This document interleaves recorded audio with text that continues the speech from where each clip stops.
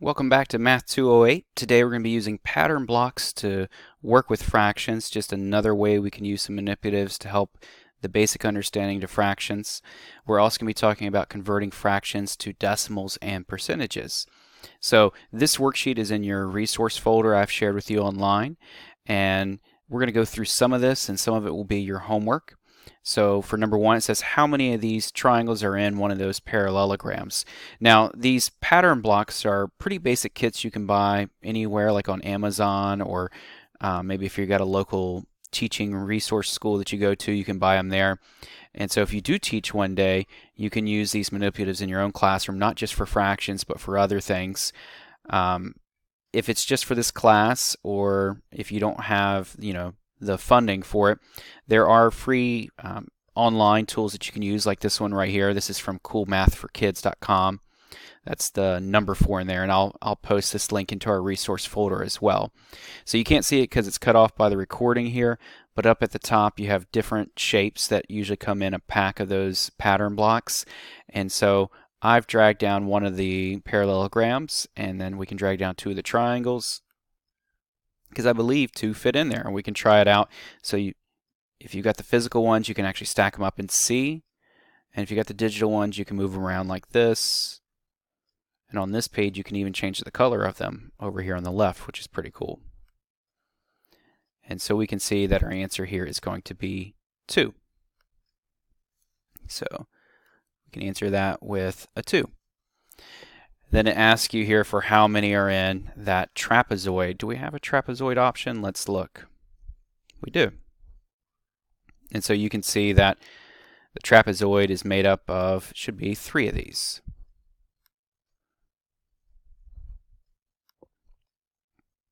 There's 1, and then the other 3 are going to fit in here. 2. You can play around, try to get it perfect, but to save you time, I'm not going to try to fool with that, but you can see that 3 fit into that.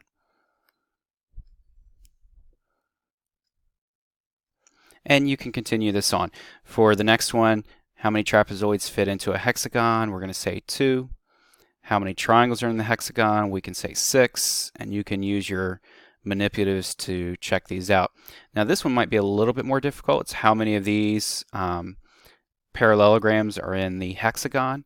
Remember that there are 2 of these into one of these, and since there's 6 here, this should fit in 3 times. I think that's one worth looking at, because some people have difficulty visualizing that. So if I put that one there, how many of these fit in? You can see 1.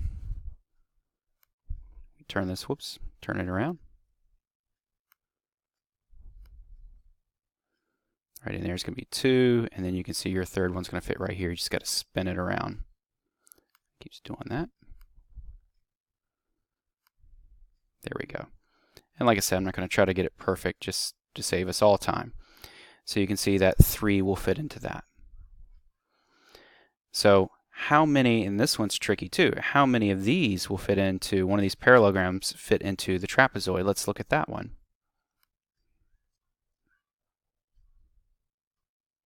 So let's drag down a new trapezoid, and I want to know how many parallelograms will fit into it. Well, I know 1 will fit into it right here, but notice I'm not going to be able to fit another whole one into it. It's going to be overlapping there. So our answer is not a whole number. So what I do is I say, okay, I can break down this parallelogram into 2 of these equilateral triangles, each one being 1/2 of the parallelogram. So I can take half of one of those blue ones and fit it in there. So in this case, we are going to get a rational number. Whoops, not that page. We can say that 1/2 will fit in there.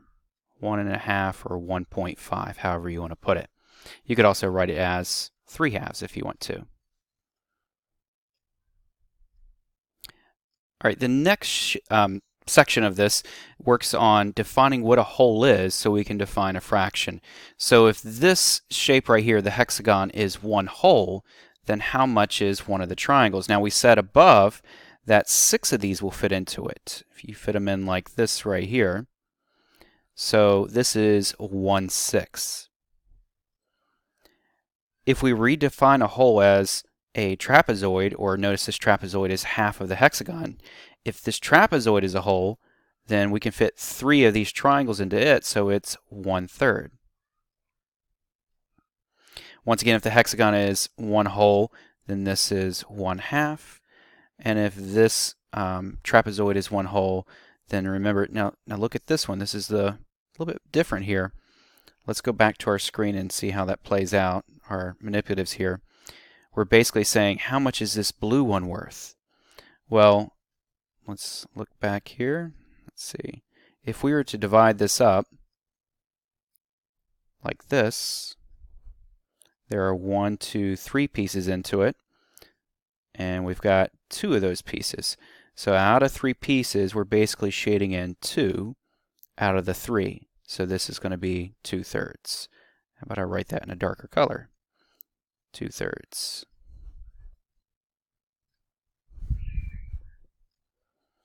All right, now I've got more of these type of problems I want you to try out on your homework. So if you have any questions, let me know. But I want to take you through those examples at least and give you the answers, and then you can try the other for homework. Now, as we look at converting, we want to start converting fractions into decimals and percents. And the basic idea behind converting these, if we look at a fraction as a division problem, like 1/2 we know is 1/2, if we make it long division, like we did in the previous one of the previous lessons about how to do long division, then, oops, this is backwards. Let's just switch that around. If we look at it as long division, where we say 1 is being divided by 2, then we're going to add, because 2 won't go into 1, we have to put our decimal down and add a 0, and now 2 will go into 10 5 times. Don't forget to put your decimal up top above. And then we're just going to say 5 times 2 is 10, write that down below, subtract, and we get 0 there. So because I have no remainder, I'm going to done right here. I can say that 1/2 is equal to 0.5 in decimal form. We can also look at it with other ones like 2/3. Let's try out that one. So if I say 3 divides into 2, once again 3 won't go into 2, so I put a decimal there, add a 0. It goes in 6 times. 6 times 3 is 18. Add another 0, bring it down, you're going to get a 6. 18. And notice this is going to go on forever. So 2/3 is the same thing as 0.6 going on forever like that. So we put the bar above it to show that the 6 goes over and over and over again like that. So that's the idea behind converting from fraction to decimal. We can also say, if we want to convert it to percentage, once you get it in a decimal form, just move the decimal over 2 spots. You're like multiplying it by 100. So that gives me not 100, but 50%. Here it gives me 66.6 repeating percent. We move the decimal over twice. Remember, this 6 goes on forever. Let's rewrite that out a little more expanded. It goes on like this forever. So when I move the 2 decimals like that, you get 66.6 going on forever like that. Now, if we're going backwards, let's do all this going backwards. If I want to know what 50% was as a decimal, as a fraction, you just put it over 100 and reduce. So 50 over 100 is 1/2. 66 over 100, that will reduce to 2/3. Or 66.6 repeating. To convert it back to a decimal, we just work backwards here. So if I got 50%, let's create a new page here. If I've got 50%, right here's where the decimal is, move it 2 spaces to the left and you get 0.5. If I have 75%, move it over 2 spots and you get 0.75. So that's the idea behind moving it from percentage to decimal. If you have a decimal and you're going to a fraction, let's do like 0.37. It's helpful to keep in mind that this is the tenths place. This is the hundredths place. So if you have a decimal going out to the hundredths, you put it over 100. 37 over 100. If you have a decimal going out to the tenths place, like we had earlier, 0.5, put it over 10. 5 over 10. Reduce it to 1/2. And notice if we had this written down as 0.50, you could put it as 50 over 100, and it also reduces to 0.5. So let's look at some of these. Now this one is giving you an area model as well. Now this is a 10 by 10 grid, so that gives us 10 times 10 is 100. There's 100 blocks there. Make sure that you count those when you're doing your homework, because some of them aren't 10 by 10, and so that messes up your fraction and your decimals and your percentages if you act like it is 100 when it's not. But this one is 100, and we can count 10 rows here. 1, 2, 3, 4, 5, 6, 7, 8. Not 10 rows, but rows of 10. So that's 80, and then 4. So you got 84 out of 100 shaded. And if you divide this out, dividing by 100 is pretty simple. You can move it over 2 spots to the left. That takes us to 0.84 as a decimal, or 84% as a percentage. Pause the video and try this one out. So for this one, you've got 1, 2, 3, 4, 5, 6. That's 60. 1, 2, 3, 4, 5, 6. It's a 66. So you've got 66. I believe that column was a fraction. Yeah, we have fraction, decimal, percentage. 66 out of 100, or 0.66, which is 66% shaded there. Same thing with this one. We've got 43 out of 100 shaded, which is 0.43, which is 43%.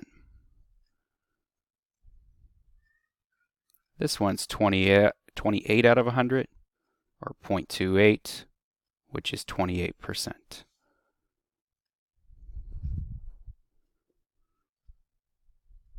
So I'm going to save this work right here for you. I think you can catch on pretty quickly. If not, let me know, and we can talk about the answers later if you need to. Same thing with this. This is all just where I've copied in your homework. So if we need to go over it later, I can pull this back up and talk about these few problems here. Now, the other one I wanted to get to on here are these. These are the ones I said they're not always 10 by 10, so make sure you're counting carefully.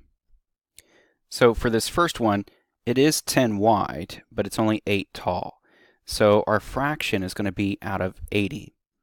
And now our blocks in here are a 4 by 4, which is 16. And so from here I can reduce this fraction. I know both are divisible by 8. So if I divide both by 8, I get 2 out of 10. And both of those are divisible by 2. So if I divide once again, I get 1 out of 5. So this is my fraction. They want it as a fraction, a decimal, and a percentage. So if I take 5 and see how it divides into 1, I got to add a decimal. And this becomes 2. 10, subtract, you get 0. So 0.2 is my decimal. And then my percentage is going to be moving that decimal over twice, or multiplying that by 100. And I get 20% of it is shaded in. So that's my answer to this first one right here, these 3. So go through, try those out. Some of them won't be as pretty as this. I want to see how you do there. Be careful with this one. I think this one's messed me up before. Notice that this column has 1, 2, 3, 4, 5, 6, 7, 8 shaded in. But this one has one more, or 9 shaded in. This one has 9 shaded in, and this one has 8 shaded in. So be careful with counting those. It's easy to assume that all 4 are equal and just multiply it by 4. So that I will allow you to work on for homework and see what you get there. Let me know if you need any help with that. This one, they start to get a little bit harder. It says shade the portion of the area of the rectangle that represents 0.725. And what fractional part of the area is shaded, and what percentage of the area is shaded. So we can go ahead and answer these two just algebraically. We could do that. What percentage of the area is shaded? We're going to move it over decimal over 2 times, and so we get 72.5%. What fractional part is shaded? So this is tenths, hundredths, thousandths. So put 725 over 1,000. 725 over 1,000, and we can reduce that. We know our divisibility rules. We know that 5 will go into both of these. So let's divide both by 5. I get 200 on the bottom here, and up top dividing that by 5, let's see, I get 145 right there. I can still divide both by 5. Let's see, this becomes 40 on the bottom and 29 up top. So 29 over 40, 29 is a prime number, so I know that I can't reduce that any further. But we still need to know how much to shade in. So we've got our fraction. Our fraction goes right there. We've got our percentage. We've got our decimal already given to us. Let's count and see how many blocks there are. 1, 2, 3, 4, 5, 6, 7, 8. Let's see here. 3, 6, 9, 10 right here. We've got 80 blocks again.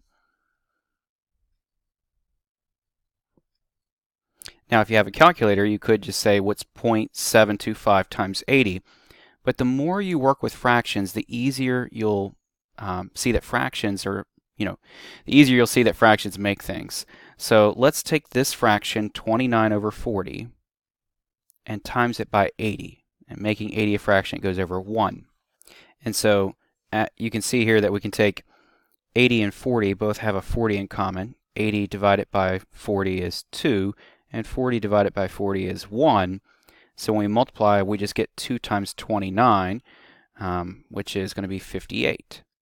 So that tells me to shade in 58 blocks. So it doesn't really matter which way you shade them. I think I got 58 right there shaded in.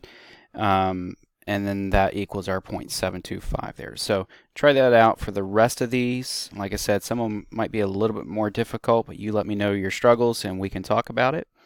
Like this one right here does 87.5%. So see how that works out for you. And just let me know how you do with that.